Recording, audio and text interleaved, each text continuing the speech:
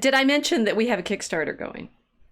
So we at the Mosaic Arc and Dragon Common Room have been taking our market research very seriously. And we realize we have different demographics in our audience, and we're ladies for the most part in the poetry team right now, and so we're coming to you with an evangelical mode of the four of us, which is good. But we realize we need to make sure to broaden our appeal, and there's certain other elements of the audience demographics that we're trying to attract that we weren't sure whether we were going to capture their attention. So we studied maybe, I don't know, children. No, we did that with Aurora Borealis.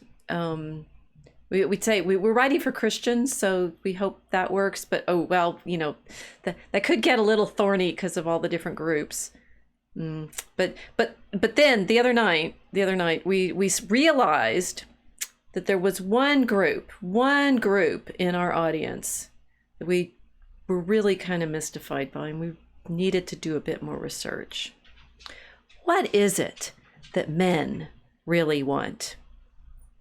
Tonight on the Mosaic Arc, we're going to find out.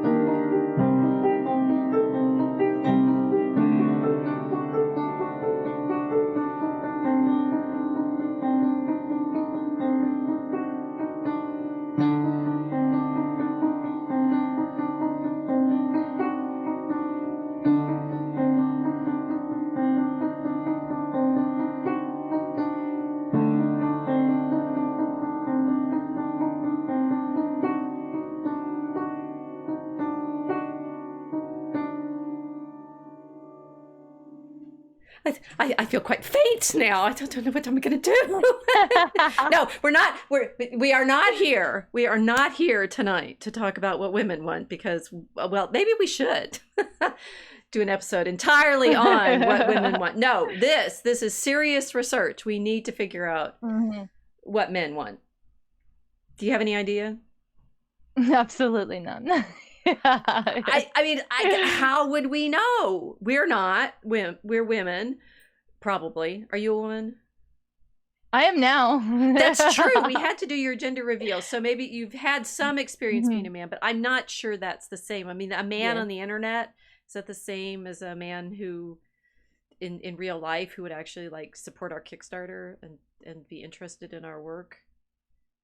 I'm not sure. No, so we're gold digging. I was laughing.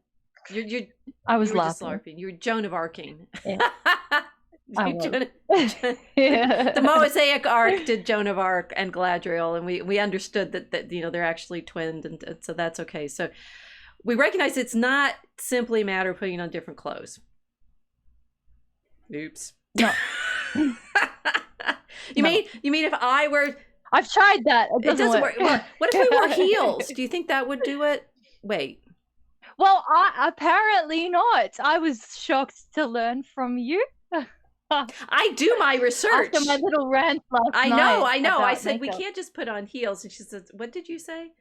I'm not doing heels. And I said, "Well, heels are for men." Yes. Right? They're actually like cavalry boots. I mean, if you grow up where I come from in the Southwest, and guys wear cowboy boots, and they've got heels, because heels are for keeping your feet in the stirrups so you don't fall off the horse. I don't know what this women wearing heels is about. Yeah.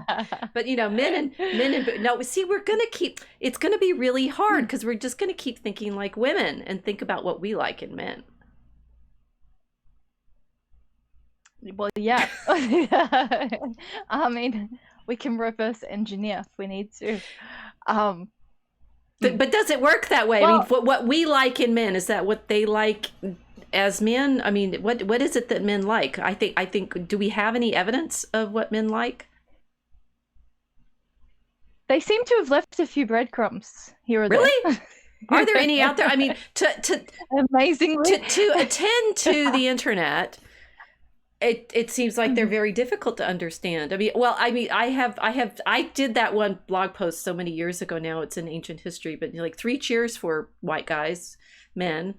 And but I was, even in that one, I was mainly saying what women like about them. Or at least we should pay attention to things like chivalry and consensual marriage. I'm really moving in the other direction on that right to vote thing.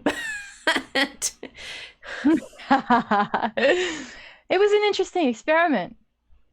I'm happy to not have that experiment running any further, but I'm prejudiced. I've enjoyed the bliss of a society where women have absolutely no influence on formal national politics, really, except for their machinations in family life, and it's really interesting seeing the difference in how that all works. So, you know, it's a different level of politics, and it's much nicer too, because you get to be pretty when you're in that kind of family political environment, and then, you know, let the boys handle all the mess on the outside. It's good. It's good. See, so this is, I think, as women, one of the, I mean, we can say that, right? As women, can I say that? As a woman, you just described what men do as messy, right? So it's like we let them be out there in that mess. So men are messy. No. Really? No. Oh, no, okay. No, they just deal with the mess. They deal with the mess. Okay. Yeah, they clean up the mess. But I mean, to hear some women talk, maybe not still civilization. maybe not our women, maybe not the women in our particular poetry team, but we did seem a little mystified at a certain point. You know, that men are insensitive and clumsy. I mean, I want, you know, there's media out there, right, that suggests what men are like, and women are often correcting them. They must be kind of dumb. Do you mean the woman-splaining? The woman-splaining. Well, but we have to do it constantly, right? If you watch the media, right? I mean, particularly in advertising, I said, you know, we're trying to figure out what men really want because we want to appeal to them. And to suggest from the advertisements that they usually seem to need some help. They're you know, like they're not very good at housework. Oh yeah, like according to major corporations, they're all retarded. Yeah. It's very strange.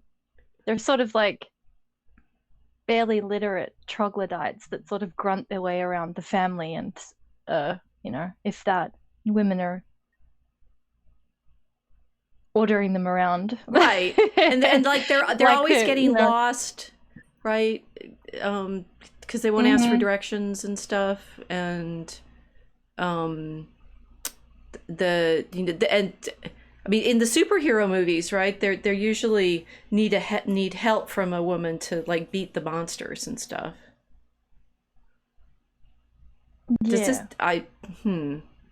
Well, okay, so it seems like we have plenty of evidence, and no, wait, but none of this is actually yet what men want, is it? I don't think so. No, I think this is what advertisers want. Yeah. So I mean, they're having a bit of a kerfuffle right now over beer. Men like beer, right? Beer spikes your estrogen. Beer is like liquid bread. This is true. Girl. Yeah, it kind of makes them dopey and fat. Maybe that's it. They're just over beer. Yeah. You do know? No, I had not considered this, but of course in the Middle Ages it was women who made the ale, right? They're alewives. So maybe that we could have a secret here. The more beer you drink, the more womanly you become. Guys, are we sure about this? It does. So Bud Light are onto it. Maybe they are. Maybe this was just truth in advertising, and they've done everyone a favor. Oh goodness. Okay, so maybe beer is not actually.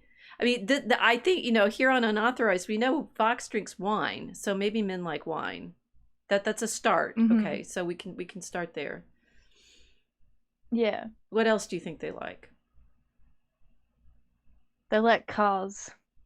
Well, my dad did really like cars. They like machines. Yeah, he liked working on the machines because they went vroom vroom, right?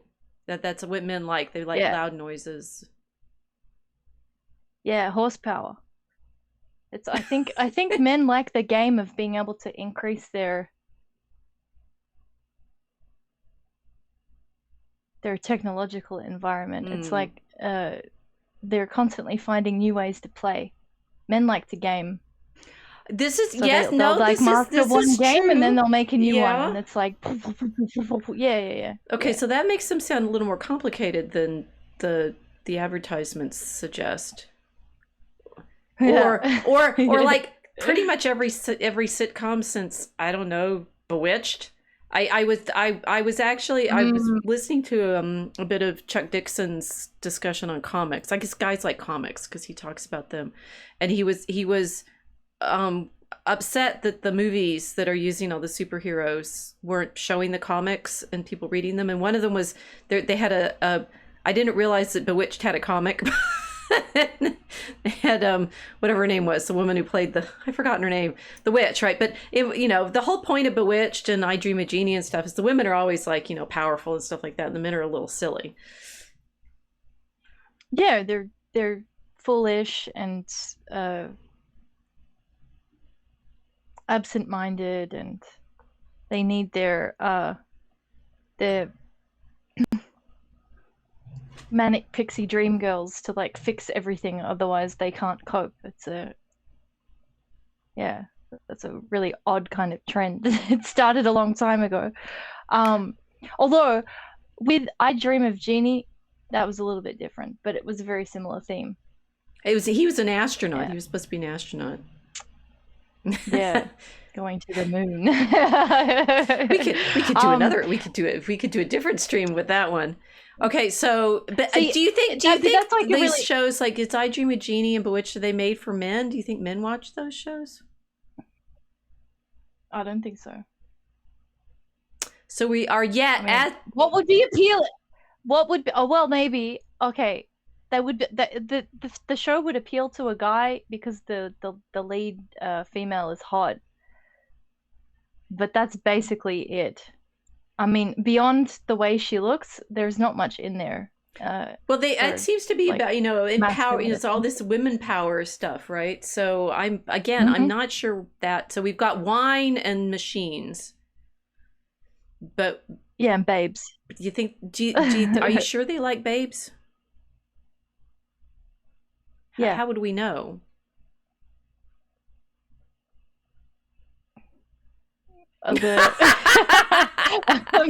I think I don't know how polite or impolite I should be when I explain this. Possibly the world's oldest profession is an indicator. But we're told constantly, no. Come on, this is May 31st, which is on the cusp of a month, where we're going to be told that men don't really like women for a whole month. They only like women if the women were born as men and became or something. I'm a little confused now. It's very complicated. They like technological women, not. I'm not sure. I'm really not sure that this is in any way accurate information. I think we need a better source. I think we need to ask some guys. Ooh, look, here's one. He's got blue on his face. Do you think he would know? Yeah. Yeah, I'm pretty sure that guy knows. So we as women, I mean, I think we're not using our sources of information properly, because as everyone knows, we live in a patriarchy, or we ought to. Wait, no, they promised us a patriarchy. They've been telling us for decades. I mean, ever since I was in high school, in college, and did my, obligatory gender studies course, and I was reading all about, theology and God talk and stuff with the feminist theologians and stuff. And Mary Daly was quite clear that the entire problem with Western civilization was that we live in a patriarchy, right? Oh, I wish we did. So there must be some evidence of what men want, right? If we're in fact surrounded by things that men made, right? And maybe we could. You think we could get there that way? We could actually like. Do you think there's any evidence of what men actually want? Maybe in. Ooh, all that literature that apparently is patriarchal and made by men. Do you think there could be something in there? Possibly, yeah. Oh, look, I have a book. Maybe. Ooh, look at this book. I have this book. I have here in my hand a book. I'm pretty sure it's some stuff men like. I'm guessing here. Chosen and edited by Sir Arthur. That sounds like a man's name. Sir Arthur Quiller Couch. Mm-hmm. He seems like a competent kind of guy. And it's published by Oxford, so that seems authoritative, right? It's like the Oxford Book of English Verse, 1250 to 1918. 1918. That means it's right up to the end of the First World War. Before women were given the right to vote, so women couldn't vote on this. Probably, we'll have to like hope and guess that like this is pure unadulterated men's stuff. You think we found a source? This is the manual that they compiled before we went out and we found it. We found it. We found a book of stuff that men like. What do you think we'll find in it? It's Q. This is the source of Q, I think. It's the Q book. This is the Q book. We found Q. The major conspiracy of the world. Okay. Is in the palm of your hand. Okay. So we as women are in possession of something amazingly valuable here because we have an entire book of stuff edited by a man. We're going to assume Sir Arthur was a man. That he liked. The thing is, I think I've actually heard of this book because when I the Rumpole stories, which are hilarious if you know like courtroom drama and such, and Rumpole is always reading from this book, the Sir Arthur Quiller Couch edition, right? So it's like old crusty men who write stories about being barristers in England really like this book. Mm-hmm. Interesting. I wonder if the guy with the blue face would like some of this. I wonder what it is about barristers that really like that book. Well, they're men. I mean, it's like certainly. Well, at least it's set up. Okay, so guys, I know. The chat is very quiet. They're anticipating. They're nervous. We're about to spill 1,000 years of secret wisdom. It's 1,000 years worth of proof of what men like. Okay, so let me see. We could just kind of start a little bit in the beginning. I mean, it's 1250 to 1918, but let me see. Let's see. Oh, here's one. This is certainly about something. At least this man likes because it's called The Passionate Shepherd to His Love. That sounds pretty good, yeah? That sounds okay, good. We'll start with this one. Okay, so this is like serious research here because we need to figure out what men really want. I read. Come live with me and be my love. And we will all the pleasures prove that hills and valleys, dales and fields, or woods or steepy mountains yields.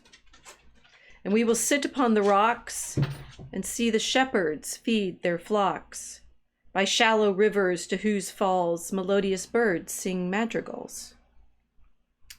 And I will make thee beds of roses and 1,000 fragrant posies, a cap of flowers and a kirtle, embroidered all with leaves of myrtle, a gown made of the finest wool, which from our pretty lambs we pull, fair lined slippers for the cold, with buckles of the purest gold, a belt of straw and ivy buds, with coral clasps and amber studs.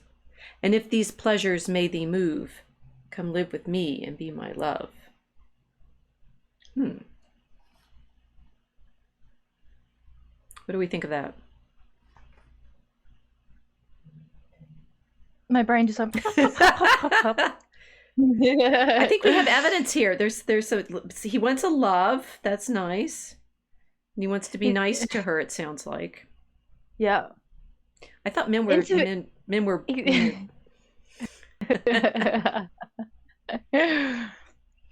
He doesn't sound horrible. Seems really into fashion design too. Indeed. And singing and songs, making a bed of roses, and it sounds like he wants to surround her with flowers and give her a dress, beautiful dress embroidered with leaves, nice fabric, yeah, golden shoe buckles.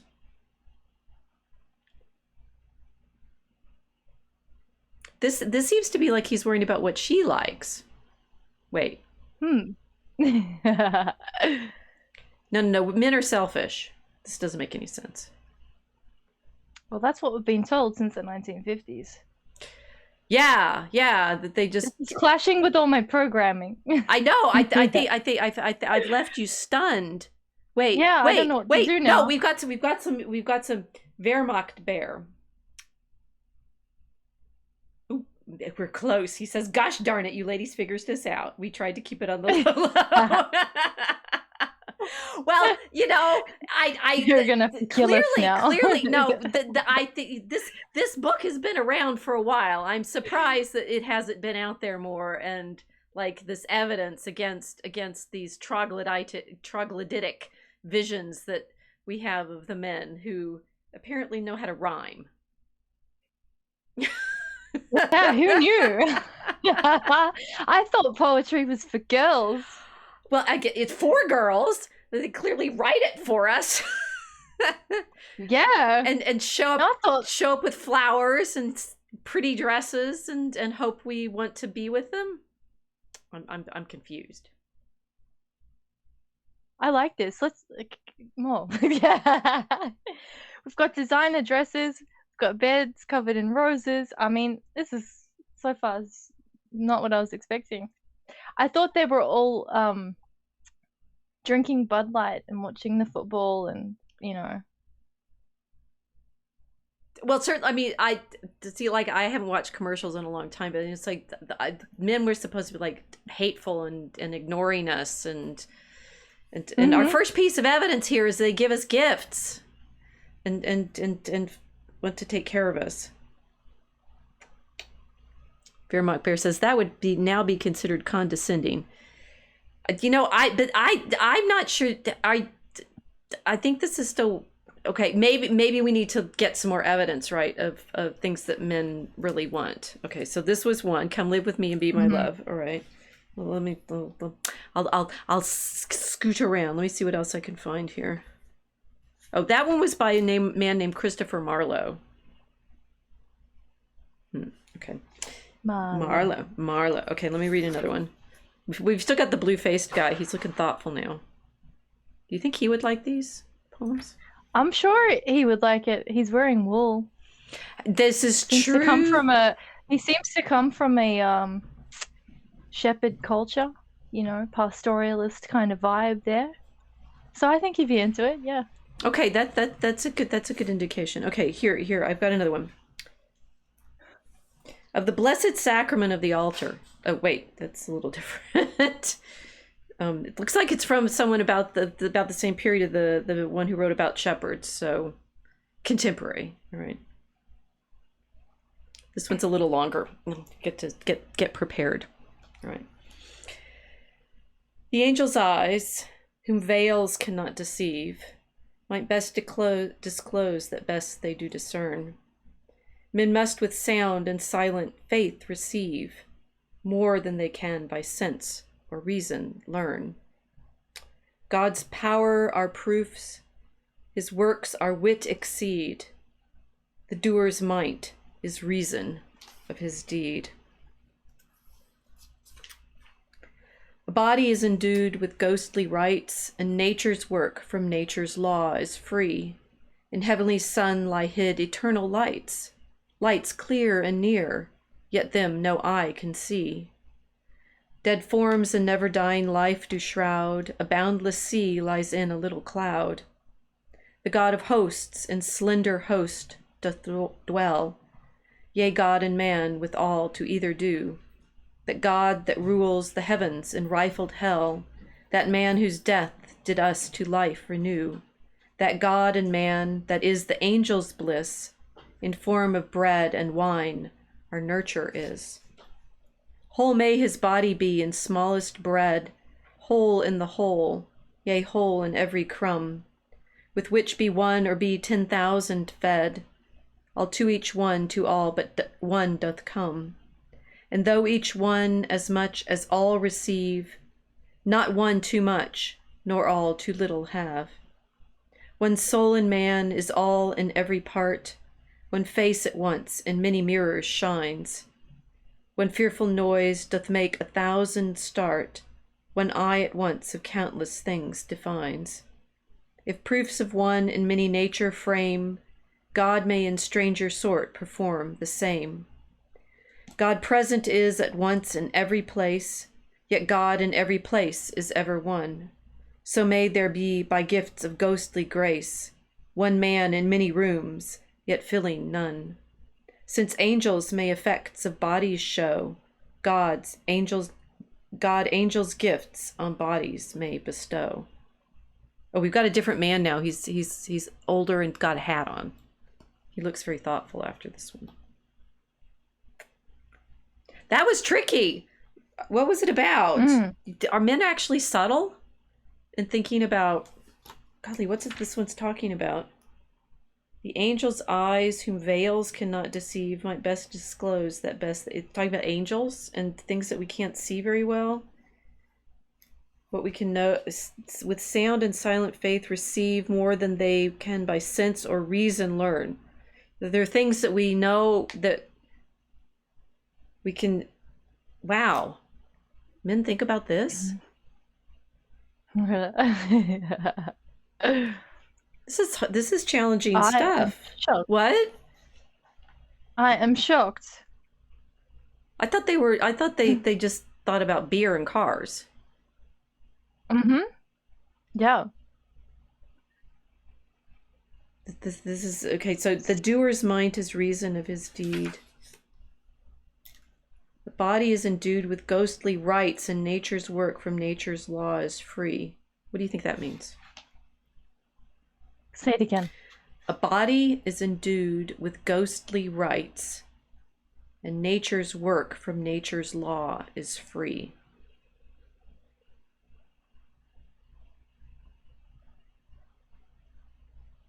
It could mean many things. It's very trippy. It's okay. Ghostly rights. Well,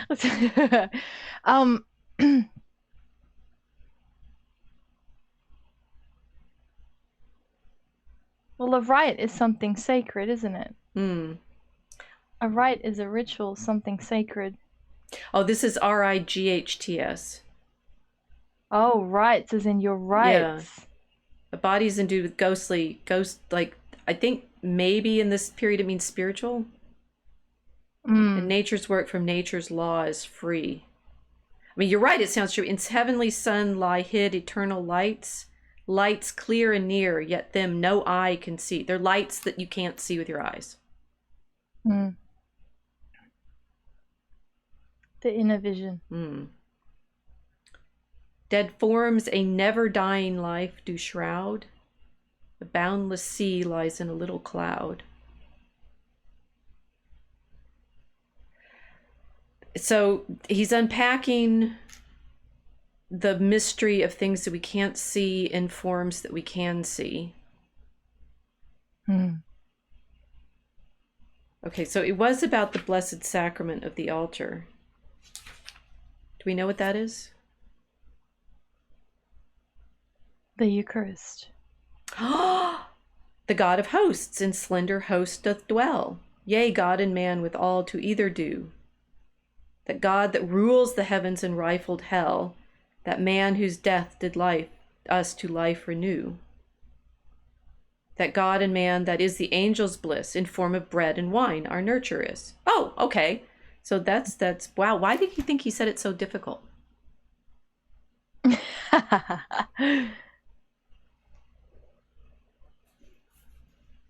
Apparently more intelligent than we thought. Clearly, and also, you know, caught up enough in wondering about what this you said Eucharist, right? This Blessed Sacrament of the altar. Again, I mean, I thought men, you know, just thought about machines and like power. Yeah. And conquering things and colonizing things. But this seems a bit different. It's like it's the meditating how God is in this the God of hosts and slender host doth dwell. Is like the juxtapositions and the paradoxes.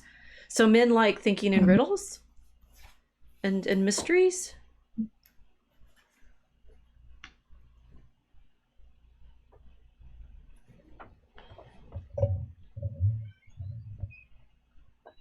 It's a mysterious thing. I had no idea. Sorry, there's a wombat crawling around on the porch.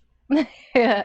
You got, I thought men just like, you know, killing things. They hunt and stuff like that. But this seems to be about life, right? God present is at once in every place, yet God in every place is everyone. I'm not sure my brain can comprehend this, right? It's like, so may there be by gifts of ghostly grace, one man in many rooms, yet filling none.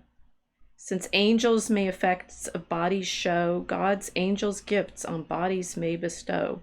This takes like rereading a lot. Meditate. So maybe men like thinking hard about mysteries and wrestling with them.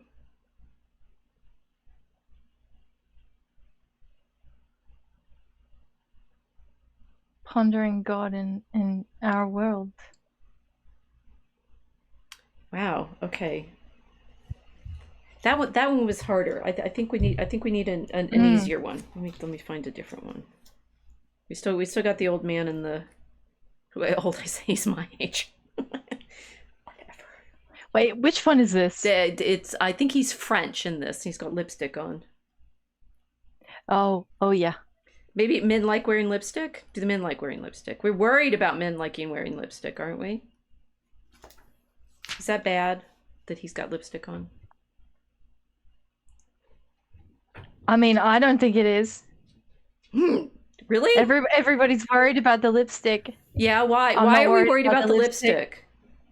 Well, I woke up last night and it just it said to sort of make a declaration of war against this anti men in makeup crusade that's going on.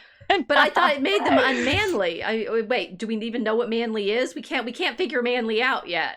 That's why it's like, so men in lipstick and hats and lace and, I mean, he's got rouge on. There's lots of beads and things going on too. Yeah, and but do you think he's an unmanly man? Wait, do we even know what that means?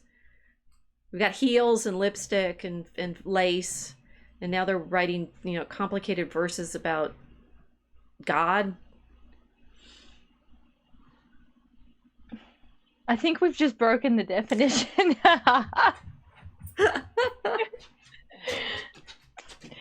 Again, we were promised that this was a book. This is a patriarchal book about things men like, and they're all very delicate at this point. Shall I try another one? Yes. Okay. That one I was just reading was by someone called Robert Southwell. So Guy, right? Guy. We got Christopher, Robert. This one's by someone named George.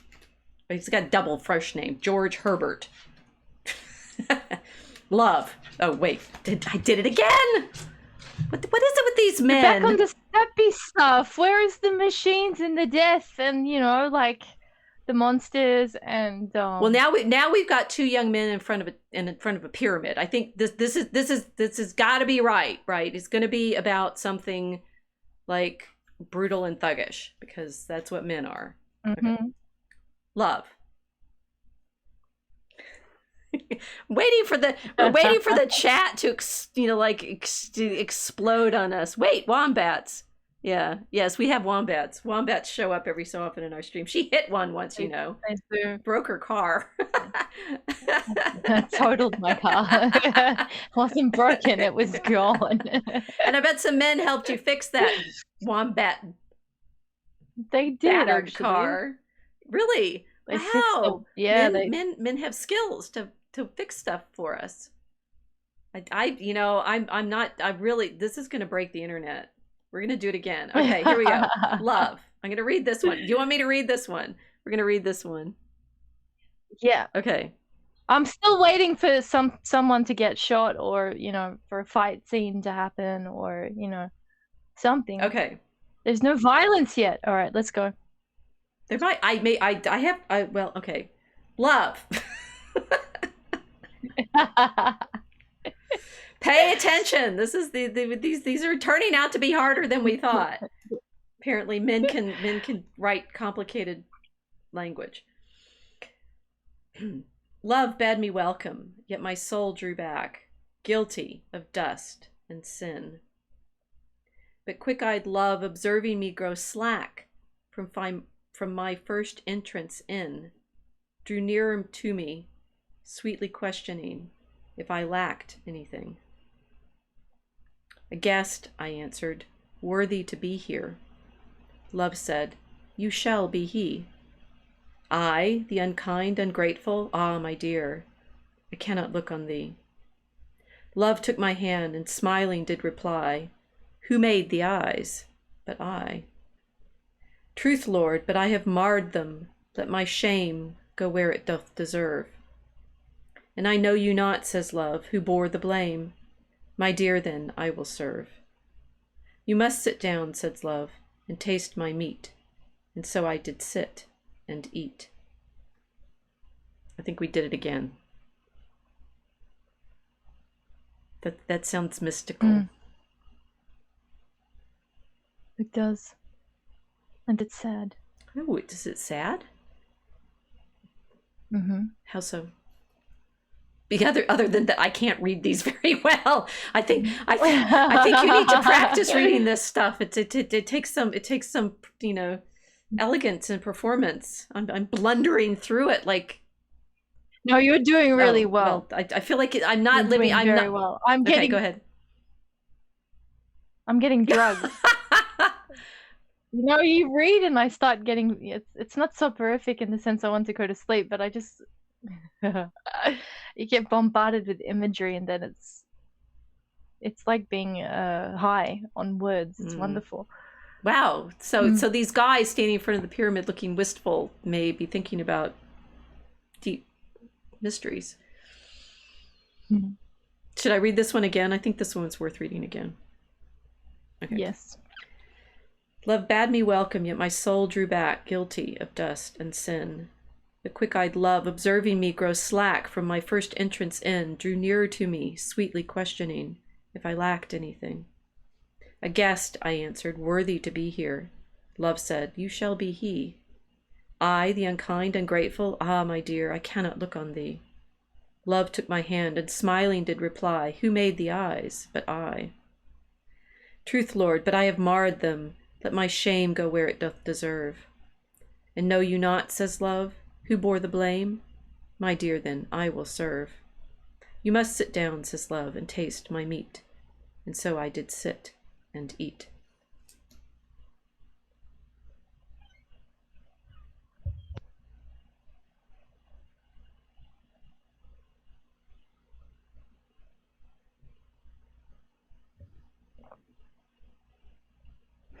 It's sad. It's bittersweet. Bittersweet meat. that he's eating. Because, I mean, as you're saying this, it seems to...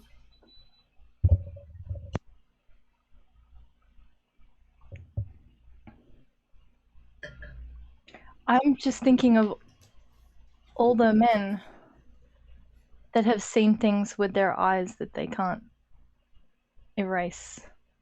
That's the kind of imagery that comes to mind. That there's this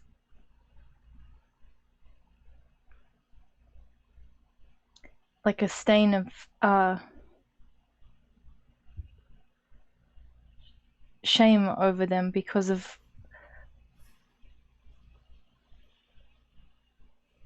whatever has happened before, and then feeling undeserved of the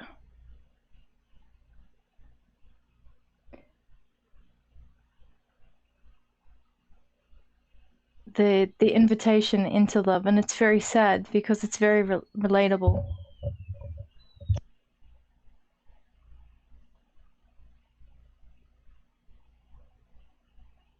I mean, it's interesting because so the first poem we read was "Come Live with Me and Be My Love," and the second one was meditating on the altar. Our audience will begin to suspect that I may not have chosen these completely at random. But here it's love, it's God as love, obviously, hopefully. But love as love. I mean, it's like sometimes people are saying, how can love be God? God is love. But love speaking to the soul or I, right? The I and the sound rhyme on eyes and I. Who made the eyes but I? I can't look on God. I can't look on love, but God, love made the eyes. But yes. They've been marred and deserving the shame to be sent away. And love says, no, come sit and eat. I'm feeding you. I'm serving. Which makes the engagement with the altar. I mean, I think. So one of the things, so we're just going to get serious and sober and start weeping at this. We do have some other ones, but Anne Barnard had that wonderful meditation on why the traditional mass is so important, comparing it to the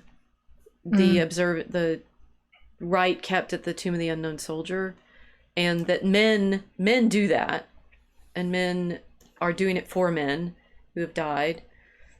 And are not taking, it's not this sort of silly casual thing that you should, we need to make sure to invite everybody in and be comfy and oh yeah he died but we don't know who he is, that would be horrible.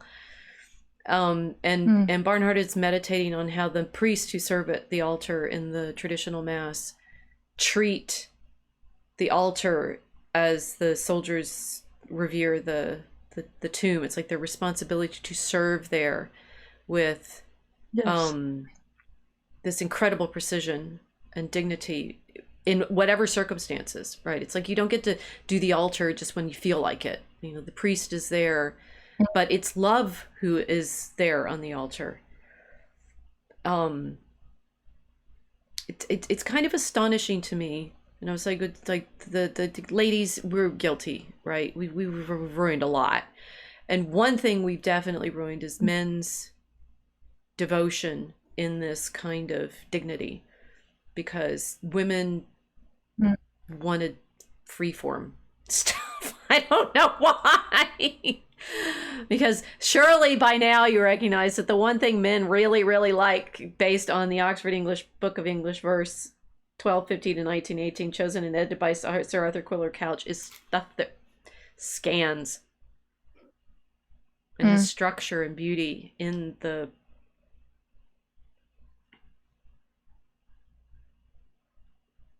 repetition. Well, the article that was talking about the right, that aspect to the service of the tomb of the unknown soldier, painted it as a martial discipline. It was militaristic, and then linked it with the service of the mass as a militaristic thing. And I think women have wrecked it, because women women are afraid of militarism in men because they can't control it.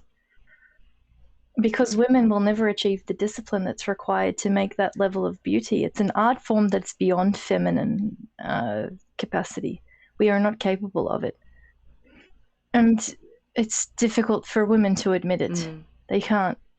And I don't understand why, except for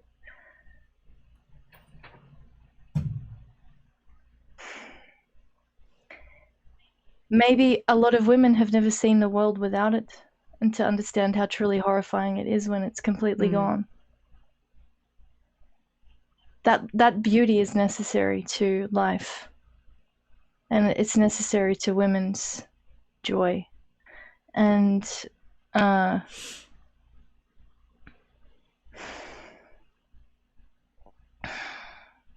mean, we still do the traditional Orthodox Mass, and so we will have the Abuna doing the same thing with virtually nobody in the church if it's very early in the morning and it's not a feast day or something like this.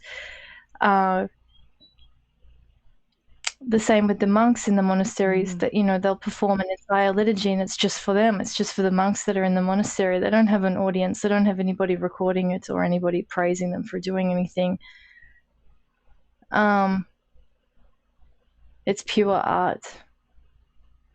Women are terrified of it because they can't do it. Well, so that's my opinion. No, I agree. And I'm what we're trying to demonstrate is, well, I found myself now, I'm really angry because I am angry at women for destroying this joy and dignity that men have in their skill and precision and mystery. And it's curious to me because, like, we're writing the poetry in our practice, and we'd like to be this good. It's interesting with, you know, a book like this, and you're saying, you know, there's not enough women poets in it. Women, I'm not sure. It's like poetry is literally the it needs the least equipment, as it were, right? So it can't. And going back to the sense that it's, you know, it's the origins of art are in word crafting and poetry. It's like you take some equipment to write it down and preserve it and things like that. Some of the poems that we know as the greatest literature of the Middle Ages were in one copy, and we have them now. So it isn't like the Pearl or Seguin, right? It isn't that the other argument, oh, like women couldn't write stuff down and they didn't have the access to it. It's like, well, we do now. We know what one or two copies of medieval women's poetry there was. We're still, it's hard to find women's work that has this character that men's work does. And, you know, those of us who value men's work are saying, it's like, why can't we do it? I don't know why. I don't know why we can't be as disciplined as they are. But why would we want to wreck it as women when their discipline is so amazingly beautiful? I don't think we can do it in the same way because women have to maintain social acceptability in order to function and survive. Men don't. They're, you know, like I've been saying lots of things about this on my channel recently, but the idea of being a man is that to be a man essentially is to be a socially accepted antisocial, because you can do things that women can't do. You can do things other men are not doing, because the whole idea is that you push the envelope forward and, you know, you build a new game. Right. That makes you a man. You're not accepting the rules that you've been given, or you know, the particular game structure that you've been given. You build the game as you go along. Women don't do that. We exist on a game board that's already been constructed for us. And if we are pushing the envelope, it's generally, you know, as close as we can get to what we're capable of doing without becoming antisocial, because once you're antisocial and a woman, you're done. So there's that aspect to it as well, but also pushing that boundary requires discipline. Otherwise, you go mad. So I think that's part of the reason. Like I'm thinking of the men in my life that I know that have done things that are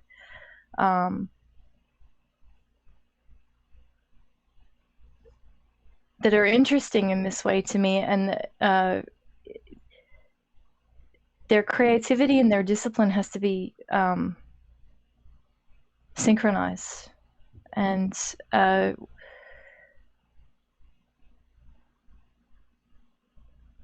I don't know, women are innately terrified of new things, whereas men find them exciting. Well, so I mean, within academia, the my entire career, the complaint was, we haven't put enough women into all of these collections. Women's voices need to be heard. Women need to be in these. And I mean, it's funny because it's funny in retrospect to realize, we've had, as we started out the episode tonight was saying, it's like we've had all these evidence of what men like, and yet surrounded by it, filled books in the library filled with what men are saying, and the women don't seem to hear it. I mean, like, do you really want to understand how to talk to these human beings who seem to have very fine feelings and intimate desires, and yet women have this caricature of them as incapable and brutish? I mean, it's sort of it's like they take the usual character, Homer Simpson, or the Darren, what's his name in Bewitched, or so all of them. Those guys don't write this, and then you say, well, I actually teach enough.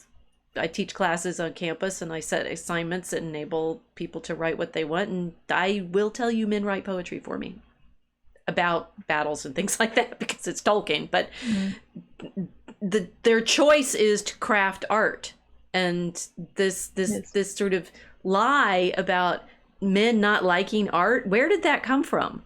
That's these things. It's like, I did the guest episode with E. Michael Jones a few weeks ago on his podcast, and we talked about his beauty book, and he talked about English poetry as like the ground of, if we have art in the English tradition, it's this poetry. Other cultures have different skills like music and architecture and such. What English have is our poetry, and somehow this has been erased from our education and our training and our enjoyment. And do you realize that they've wiped out men's excellence? Yep. Yeah.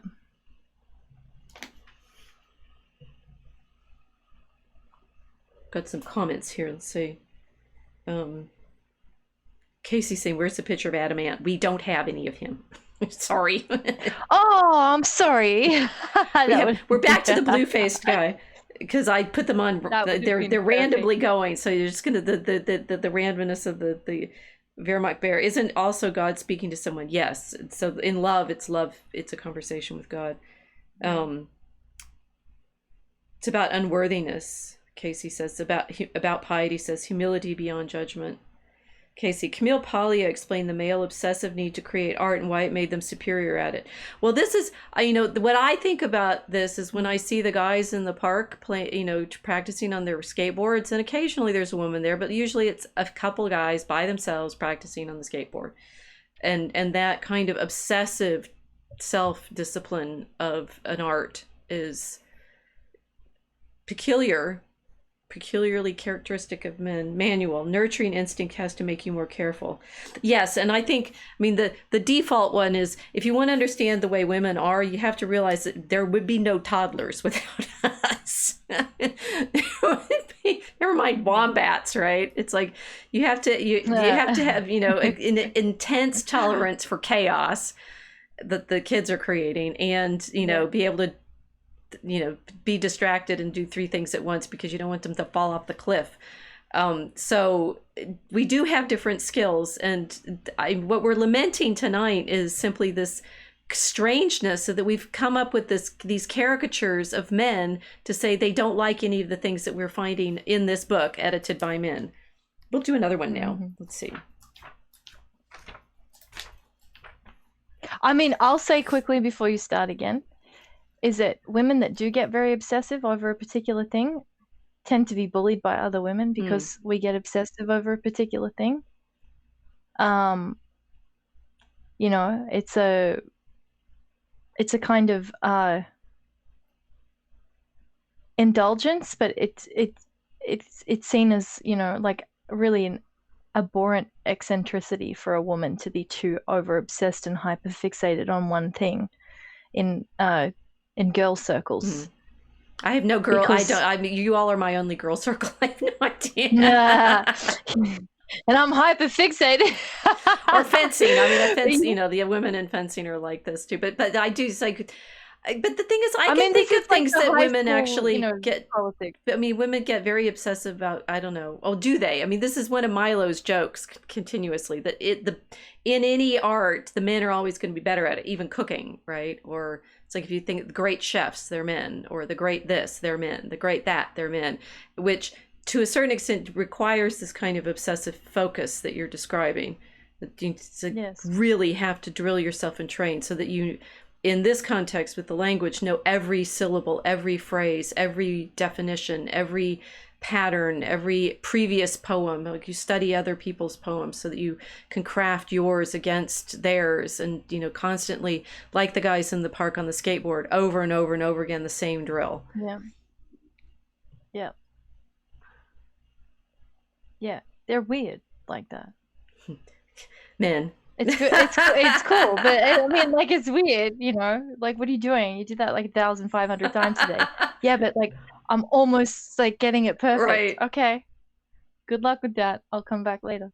And the thing is, you know, so what's funny for me is I myself, right? There's a variety of things that I do that take a lot of practice, and sometimes I'll get to that level of obsession, maybe like fixing our website.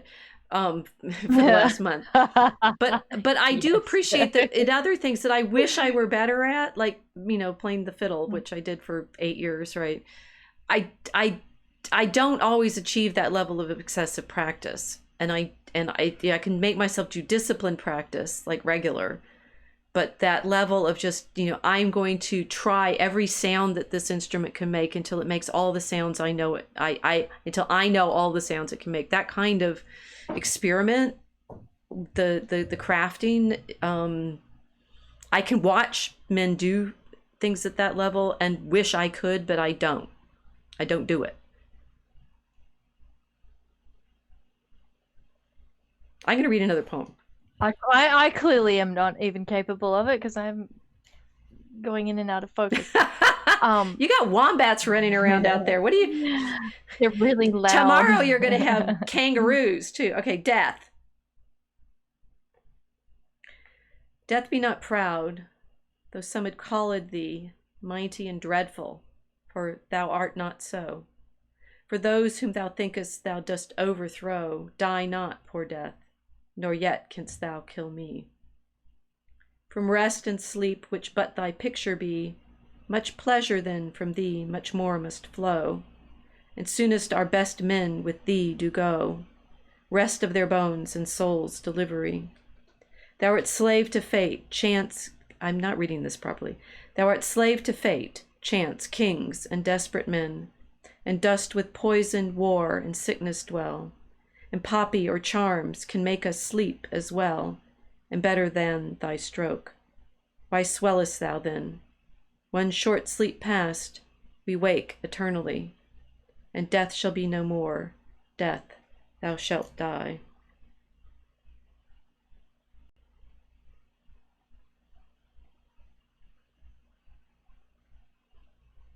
That's magnificent. It's hard not to like Donne. I mean, he's Death be not proud, though some have called thee mighty and dreadful, for thou art not so. For those whom thou thinkest thou dost overthrow, die not, poor death, nor yet canst thou kill me. I mean, men do have to worry about dying. Mm-hmm.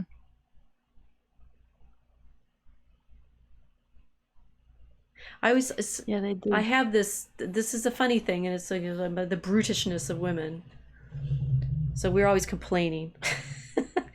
Woe is me, woe is me.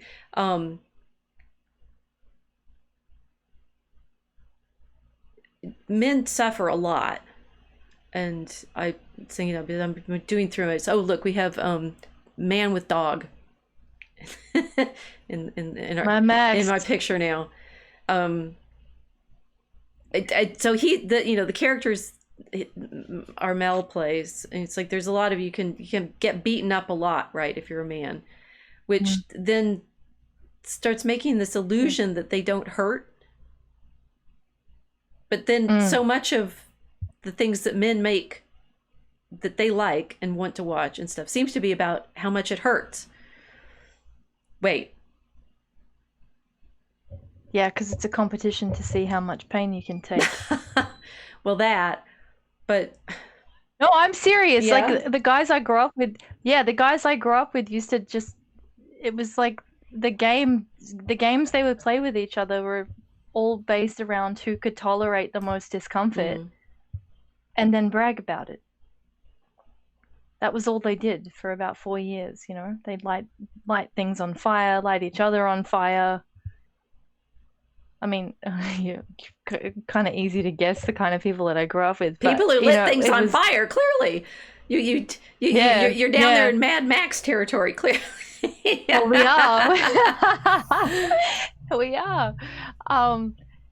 You know, like they would break into different construction sites and stuff to go on missions and break into drains and all sorts of stuff. And like a few guys I know fell through roofs and you know, they were having a great time. But it was literally a competition to see who could handle the most discomfort and take the most risks without, you know, losing a finger or something.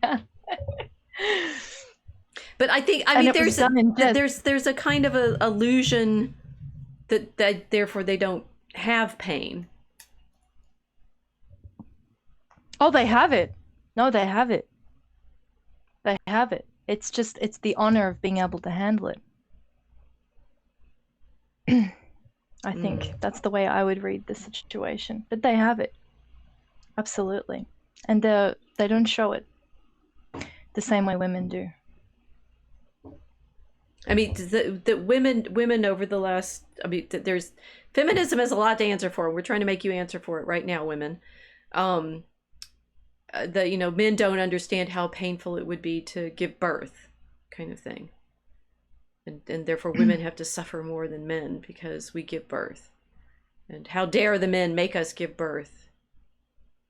And we have to suffer more than they do, always. And, you know, your period, pain, pain, pain, pain. How dare you make us have pain? You horrible men who just want to use us for sex and then make us have pain. Then give us gold-buckled shoes and flowers and stuff. But wait, no, shh. Yeah, no, but those guys exist. But I think the problem is that women don't really understand what it is to be in that kind of environment where you do have to prove yourself as capable of taking insane risks that are going to potentially injure you, physically or psychologically, and then walk it off, so to speak, and come back and do it again the next day. I mean, that, like, there's no hand-holding for men. You know, there's no, like, little hold your hand and support your feelings situation that goes on in those circles. I mean, like, I'm talking about the people I grew up with, people that were, you know, kind of wild. Like, it really was Mad Max. And she picked the images for, no, wait, we both picked. I understand now why you put this one in. Yeah. It speaks to me on a very totemic level. But you know, like these guys were, they had to handle a lot, and then um, you know, you could see. Sorry, I'm getting distracted. There's so many animals on the roof right now. Um, like that need to prove themselves, they can't relax because there's always someone else who's going to try them. There's always someone who's going to test them. There's always someone who's trying to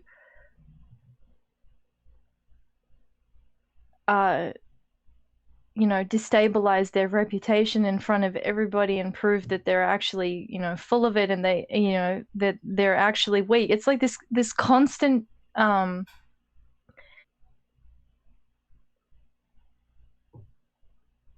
like for the boys that you know I was with, like it was this constant need to prove strength and handle the risks, and then also handle the consequences of what they were doing and taking those risks too. Like you know, for a couple of years in the neighborhood where I grew up, you know, it was there was a game about, you know, like how many cars can you steal in 6 months, like this level of well, this is it's this gaming. Kind of stuff that makes people think they don't like art. Yeah, but this is the thing, like this is like a basic example of this kind of competitional urge between all of them to like sort out a hierarchy. So like, what are we going to do today? Oh yeah, well, we'll just do this because this is the new game, or whatever it is. On the creative side, instead of the destructive side where they're just boosting cars, it's the same thing. Same criticism, same risk, same fear of failure, same, you know, risk of catastrophe, losing face in front of everybody. And you know, it's an enormous amount of pressure. I mean, women get stressed when we change our hair color, and you know, our girlfriends don't like it. It's just there's an intensity to the experience of having to survive on the edge in that way that I think is underappreciated. Well, so I did hear, so Tony Eastland did a really excellent lecture where he's talking about this problem. It's like, how do you nurture a boy genius? in the sense that you need them to be able to be taking this level of risk and pushing themselves. You know, of course, it's the sad thing is with all of the, it's like I like doing things that men get really excellent at, and I like having the opportunity to do them. For example, be in academia or in fencing, or you know, something like that. But what I also I dislike the sense that, you know, they're going to have to scale it back for me because they need their excellence too, which is not going to come from testing themselves against me in certain situations. Maybe in some, but yes. that.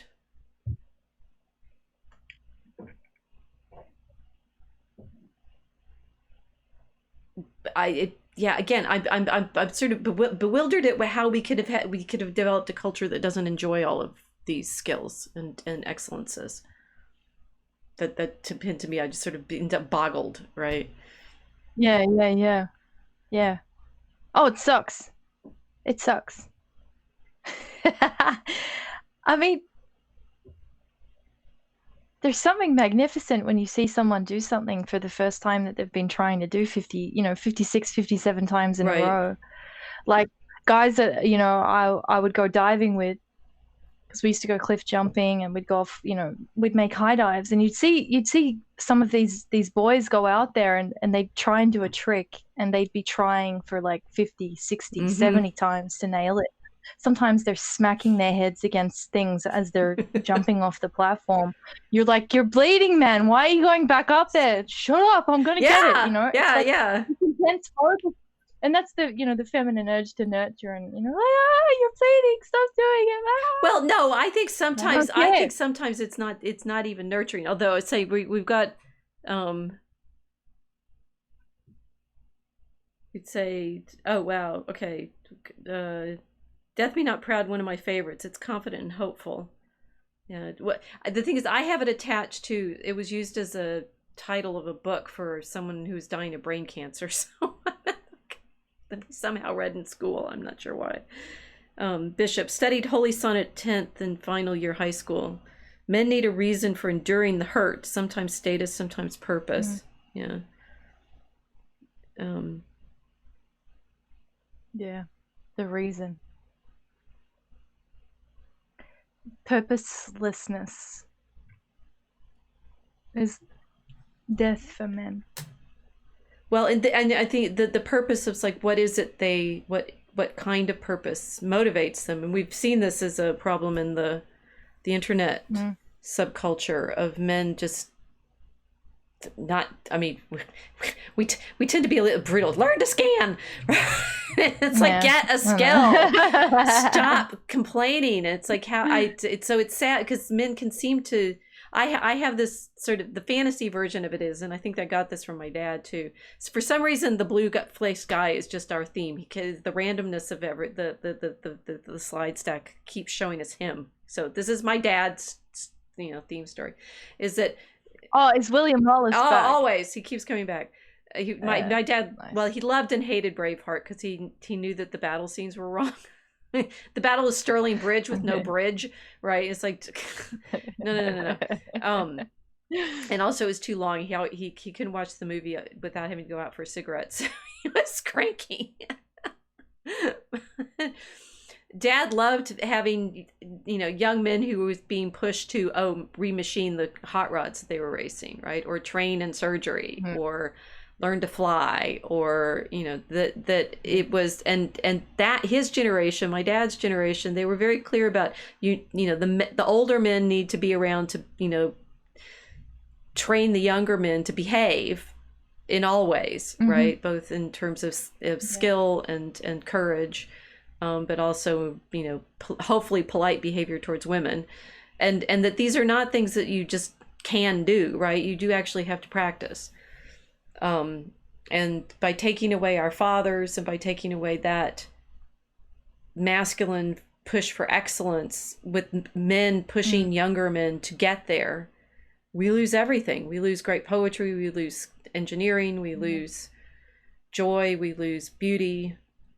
I don't understand how we've managed to destroy this masculine excellence. We're idiots.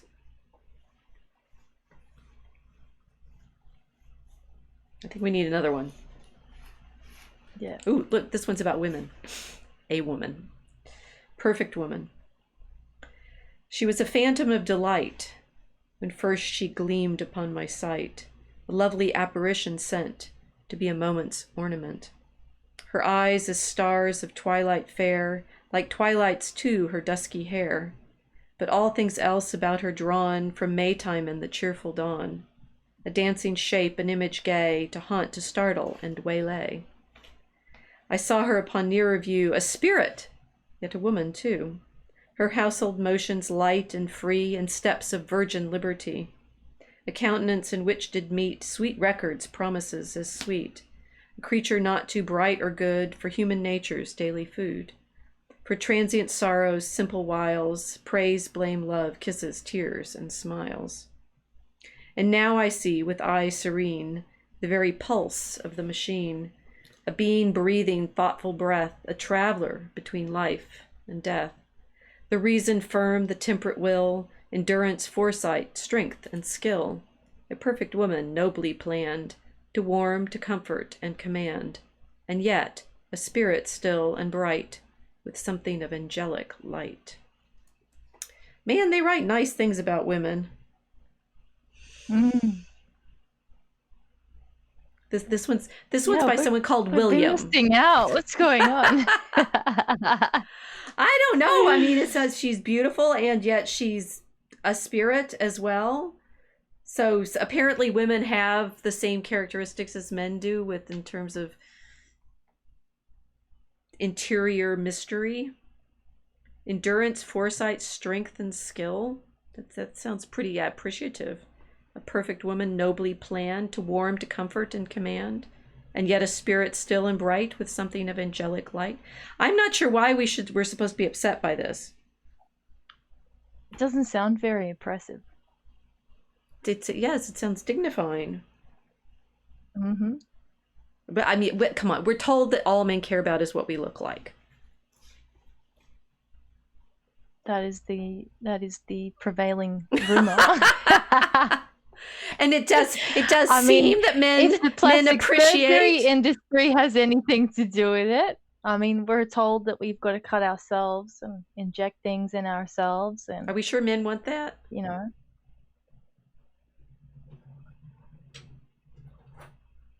I mean, Oh well, here now we have a man who's got like cuts all over his face and very wild hair, and I think if you saw the full picture, his hands would be made of scissors. oh yeah. Which I think is a metaphor. Could be, maybe. Poor Eddie. Well, of course. I mean, this is a lovely accompaniment to this poem, because at the end he makes it snow for her by cutting the ice really quickly, right? It's like, men seem to keep making stories about men being good to women. I'm staggered. Mm-hmm. Yeah, it's very beautiful. I love that story. His scissor hands. He's kind of unfinished by his maker, this created machine man. You know, he gets made bit by bit, stuck together. And his maker, Vincent Price, is reading to him, and he likes to read to him about, you know, the eloquence of speech and etiquette and all sorts of things. So he's creating the perfect gentleman. He's got the temporary scissor hands, and then Vincent Price drops dead before he gets his real hands. But it's this lovely thing of like that terrifying aspect of the masculine that does really, really scare women. I mean, it's Edward Scissorhands, the perfect gentleman, but he's, you know, capable of very terrible things. And I think this is why women are retarding them. I think this is why our culture has made them so retarded. Because to be like that kind of beautiful, you know, masculine Edward carving the ice sculptures for his love and making the snow and everything, it also comes with knowing that the tools he uses are, I mean, the women around him don't have them, and they're at the receiving end of his care and attention in terms of when he's cutting their hair and doing all of that kind of stuff. You know, he's giving them all of these beautiful haircuts and everything. He's very creative and very artistic, but the hands are weapons. I mean, a man's intelligence and his skill in artistry, you know, it extends into other aspects of the artificial things. Men make tools for warfare as well as they make everything else. So, I don't know. I mean, I'm just thinking of it now. Like, were boomer women just so terrified of having another world war that they just decided to make their sons retarded? It's worth thinking about it. But the thing is, so it happened. Yeah, but so the 1918 is interesting. That's like Rumpole in his stories is always saying that this was the last great collection. He had the old form, but 1918 is of course the death of all those men in the trenches, and they were often sent there by women, like the ones who handed out the white feathers, saying you can't be a coward. You know, the role of women in sending men into war is significant.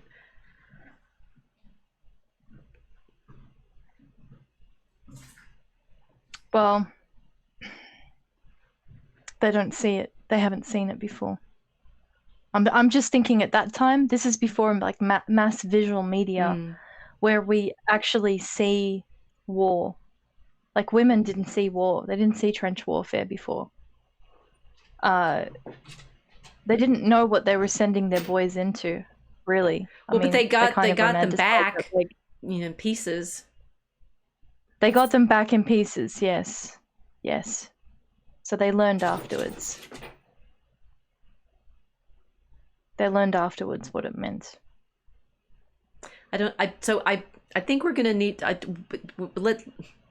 think we need to I don't know. focus on the what men really want problem for this episode, and then figure out why do we go to war? That no, because I think the trope is, and you're right. The trope is, if women were in charge of the world, there'd be fewer wars, and that really doesn't hold at all.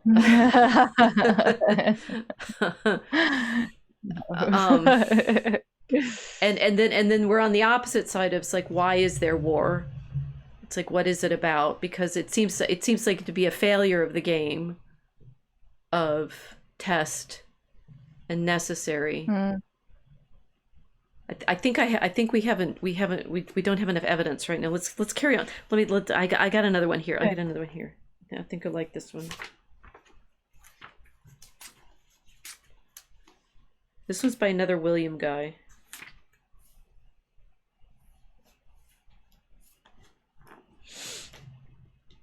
I probably should sing it, but I can't sing. And did those feet in ancient time walk upon England's mountains green?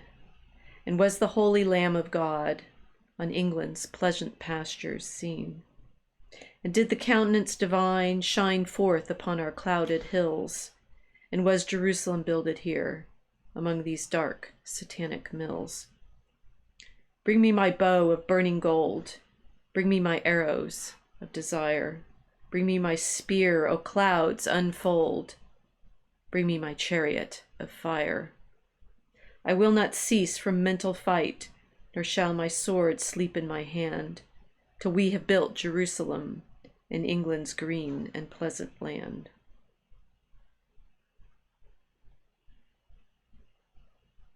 I hadn't remembered until I was not singing it that's with the movie too, right? Of the runners, the chariots of fire, which is, of course, Ezekiel's chariot of fire for ascent into the heavens. Men make beautiful religious imagery, frankly, and. Yeah.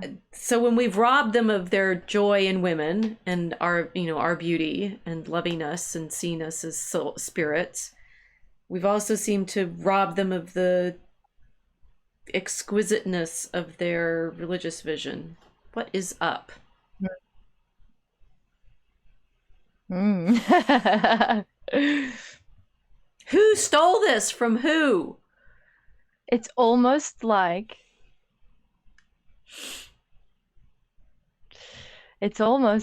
masculinity is necessary for real spirituality to flourish. Gives me shivers. Could it be? Could it be? Could it be? I mean, we're talking about the dignity and glory of the Mass when treated with masculine attention, and now the just exquisiteness of prophetic vision, so that heaven is this Jerusalem. I mean, and Blake is, of course, he's complaining about the Industrial Revolution, which is, the other thing. It's like men are it's funny how men are equated with their machines, and yet men are also complaining about the effects of those machines, and yet men are also delighted at the idea of making the machines.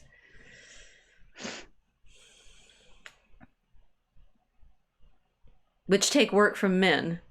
I mean, there does seem to be a conundrum here. I'm not entirely sure we can blame women for this. But then, one of the bad effects of the Industrial Revolution is, of course, the women take all the men's jobs, because which Engels talks about in The Condition of the Working Class in England, when he's saying that one of the effects of the Industrial Revolution is to emasculate the men.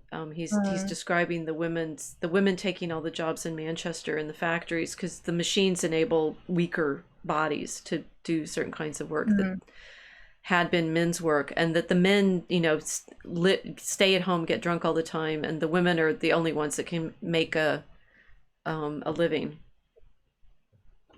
Yeah, and then you start to establish matriarchy. You're inverting the order of the family. So it's those dark satanic mills. Maybe that.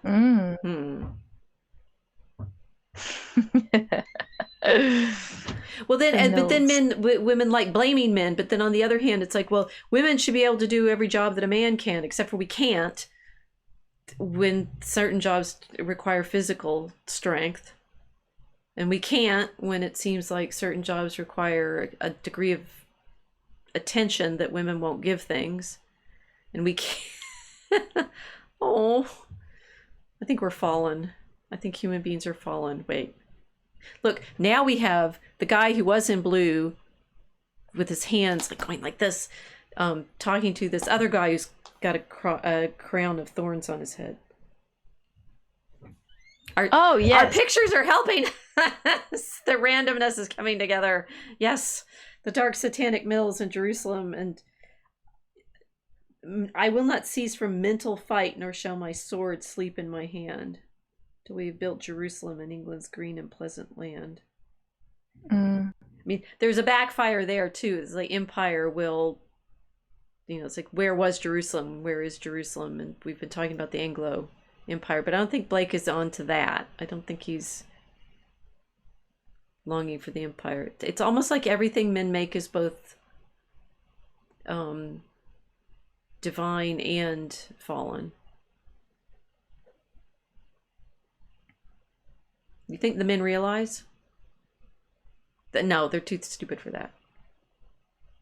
Wait. I think some of them do. They seem to make movies about the problem. A lot of movies where they're dealing with the fallenness and the sinfulness and the repentance that we need. So much so that they make movies about Christ. Ooh, look, we have a werebear. Chariots of Fire and Mr. Bean. Okay, that you guys have to watch on your own. there might be a spoof in that.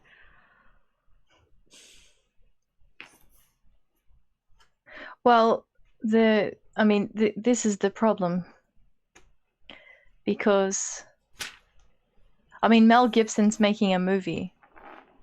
He's creating the imagery for people to understand this kind of problem. The redemption of mankind and the restoration of man's sub-creative capacity. But in cultures where this imagery doesn't exist,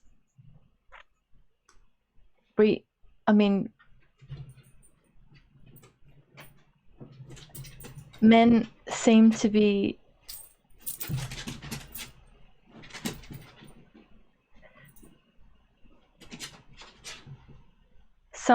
somehow aware of it, not consciously so. I don't know. But this it's interesting that men seem to be aware of their sinfulness. Yeah. They're just they're trying to anesthetize the sensation of it somehow. No, but it's like women are all accusing men of not like being reflective enough to be able to pay attention. Yet we have all these stories about them recognizing the difficulty of being, but that one that we read about love, right? Saying, I can't do this. I've shamed you. And then God saying, but I made you. Here, eat.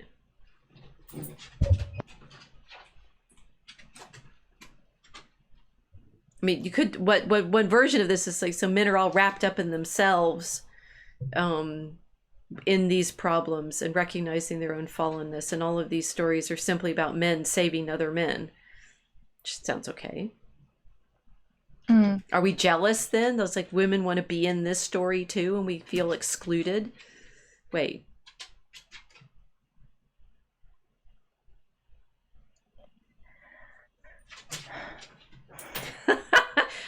What we do to ourselves tonight, really? So many thoughts. So many thoughts.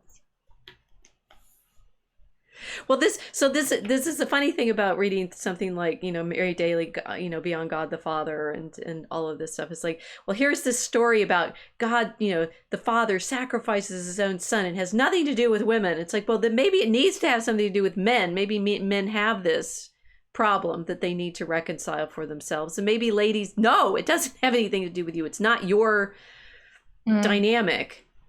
And yet, we had Wordsworth talking about women as having a spirit, so maybe we do have something to do with this story, or they see us having something to do with this story. Certainly in other capacities, they seem to give women a role in it, like Mary. I mean, the sort of caricature version of everything. It is funny for we women. It's like, where do we belong in these struggles and training and care and crafting that the men are up to? Why aren't we making our own? Why are we so focused on them? That's a good question.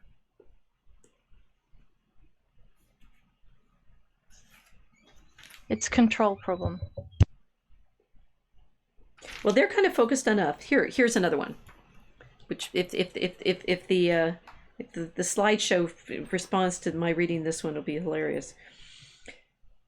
Lord Byron. She walks in beauty like the night of cloudless climes and starry skies, and all that's best of dark and light and bright meet in her aspect and her eyes, thus mellowed to that tender light which heaven to gaudy day denies. One shade the more, one ray the less, had half impaired the nameless grace, which waves in every raven tress, or softly lightens o'er her face, where thoughts serenely sweet express how pure, how dear their dwelling place, and on that cheek and o'er that brow, so soft, so calm, yet eloquent, the smiles that win, the tints that glow, but tell of days and goodness spent, a mind at peace with all below, a heart whose love is innocent. We've got in this stack Johnny Depp playing Lord Byron, pretending to be Lord Byron. Oh, Don Juan, right? Whatever. Which is pretty. Whoa. He was really good in that got role. us going at the beginning. Women love this, right? And that being the point, that we do seem to respond when they write such lovely things about us. So maybe we like their attention and wish we had. I mean, frankly, I think everyone who's been a teenager, hands raised, right? As you're going through that moment, and you start noticing each other and wishing he would be interested in you, and he's hateful because he isn't, and she's hateful because she doesn't like you. I mean, the sort of drama, figuring out who loves who, very painful. If only we had some older people around to help us through it. Listen to your grown-ups. They know what that was like. It was awful. Oh my God. Yeah, no, it's like clearly some people are better at it than others in terms of apparently being able to get the attention of the opposite sex, which really, really matters, because then you have babies and you have more people. So I think it's baked in. Human being human. So I mean, it could be. So we've got the Industrial Revolution, obviously a problem, but the breakdown of the generational. I mean, you said the 50s. Maybe it's just high school. We didn't put Crybaby in here, but it's like the level of high school drama, which is the peer group working things out itself without any advice whatsoever from the adults, who are all seen as useless.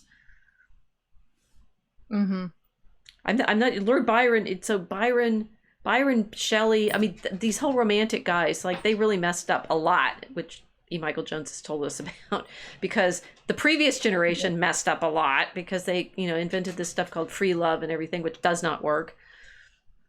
Kids, doesn't work. You'll just be miserable. Save yourself for marriage. No, it should be. You should want expensive love, not free love. Yes. It should be very expensive. Make sure he writes Very, you very, very expensive. very expensive verses and promises you gold Yep. buckles and expensive wool dresses like in the earlier poem. We should be hard to get. Ladies make them up their game. We're not making them work hard enough. It's good for them. Well, yeah, it is. It is. Men like a challenge. I mean, be a challenge. I don't even think it's like people mistake it now. Like if you say things like this in New World Western cultures, like, oh, you're a gold digger. So of course, I just run with that wildly because yeah. But people make the mistake of having this shame around wanting to have sorry, there's like animal noises in the background. I mainly hear creaking doors. You've got very door active animals. Your dog is it's just your dog, isn't it? She's cracked. Okay. Yeah, it is. Mine is like he's been over there, he's been over there, he's been over there, he's been over there. Yeah, the animals are very mobile tonight. She's scratching at the door right now and making really strange noises. No, it's this factory environment that women have been in for a long time has programmed them to be productive, and it's ruined their sense of wanting to be valuable and to, be spoiled with these things. And then women overcompensate by, just becoming completely materialistic instead of realizing the expression of these things that the men are putting in this poetry. Like I want to dress you like this, and I want to do this for you, and all of this kind of stuff. It's like they're trying to reclaim it, but through pure materialism instead of having the love that's behind it. And then so everyone gets robbed. Right. The men are robbed of the opportunity to work and to find women that they value enough to invest in them in this way, and to give them gifts and to spoil them and to love them, because this is what men do for women. Like, they like doing it. They really do. I mean, so, they get upset. I mean, and I think what you just said there is like women have confused the having of the cool stuff with what it feels like when it's been gifted to you, because someone loves you so much. She wants to make sure that you have these beautiful things. Yeah. Yeah.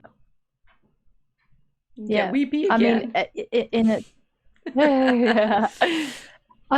it's not like you've got like I think this is the problem, is that because there's so much stigma around now being provided for as a woman and being dependent as a woman materially on men, that anything that reeks of a sugar daddy like situation or like this kind of thing, they're proud in themselves, and they say, oh no, I don't want that, I don't need this, I can do it myself, whatever.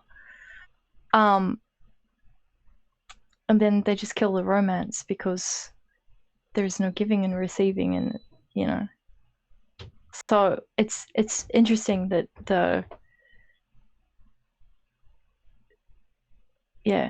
both sexes are robbed. Yes, everybody's losing. Yep. Maybe we should take drugs. Like Samuel Taylor Coleridge. I mean more. Well, no, and so this is like we've been reading Heavenly Visions and longing for God and longing for beauty, and men longing for women and to be gifting to them and such. And there is then we get to one of my favorite, I think this is one of the few, at least, opening poems that I can actually remember mostly, Teresa. I think also it helps to memorize these and say them properly. But anyway, in Xanadu, did Kubla Khan a stately pleasure dome decree, where Alf, the sacred river, ran through caverns measureless to man, down to the sunless sea. So twice 5 miles of fertile ground, with walls and towers, were girdled round, and there were gardens bright with sinuous rills, where blossomed many an incense-bearing tree, and here were forests ancient as the hills, enfolding sunny spots of greenery. But oh, that deep romantic chasm which slanted down the green hill athwart a cedarn cover, a savage place as holy as enchanted, as ere beneath a waning moon was haunted by woman wailing for her demon lover. And from this chasm with ceaseless turmoil seething, as if this earth in fast thick pants were breathing, a mighty fountain momently was forced, amid whose swift half-intermittent burst huge fragments vaulted like rebounding hail, or chaffy grain beneath the thresher's flail. And mid these dancing rocks at once and ever, it flung up momently the sacred river. 5 miles meandering with a mazy motion, through wood and dale the sacred river ran, then reached the caverns measureless to man, and sank in tumult to a lifeless ocean. And mid this tumult Kubla heard from far ancestral voices prophesying war. The shadow of the dome of pleasure floated midway on the waves, where was heard the mingled measure from the fountain and the caves. It was a miracle of rare device, a sunny pleasure dome with caves of ice. A damsel with a dulcimer in a vision once I saw. It was an Abyssinian maid, and on her dulcimer she played, singing of Mount Abora. Could I revive within me her symphony and song, to such a deep delight 'twould win me, that with music loud and long, I would build that dome in air, that sunny dome, those caves of ice, and all who heard should see them there, and all should cry, beware, beware, his flashing eyes, his floating hair. Weave a circle round him thrice, and close your eyes with holy dread, for he on honeydew hath fed, and drunk the milk of paradise.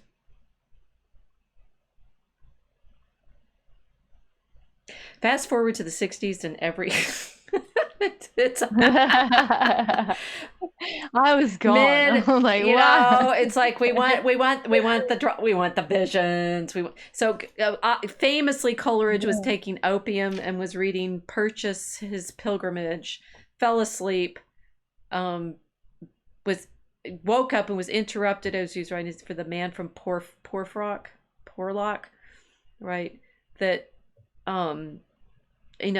so much of modern crafting was like, what do men want?